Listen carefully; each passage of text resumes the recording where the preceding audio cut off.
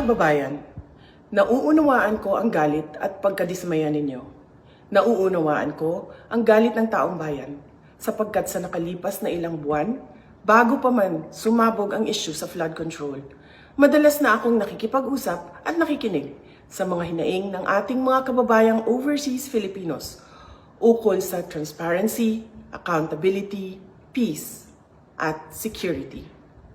Nauunawaan ko ang galit ng taong bayan dahil nasaksihan ko mismo kung paano minanipula ng House of Representatives ang budget ng Department of Education.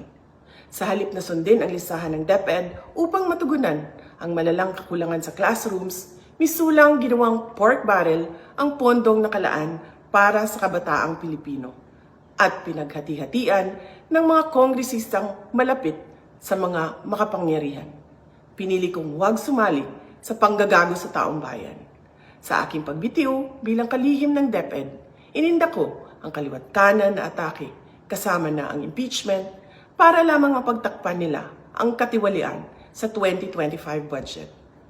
The President now faces a profound crisis of confidence, especially in the way these corruption investigations are being handled, which appear to lack both direction and resolve. We also seek clear answers on how a budget that deprived Filipinos of billions and billions of pesos was approved under his watch. Kaisa ako ng milyong-milyong Pilipinong nadismaya at nandidiri sa pamahalaang lulong sa insekuridad at walang kabusugang kasakiman. Ang karapatan nating magsalita at magpahayag ang sandigan ng demokrasya. Dapat itong pakinggan ng pamahalaan, hindi para isang tabi at baliwalain lamang. We Filipinos deserve better. Shukran.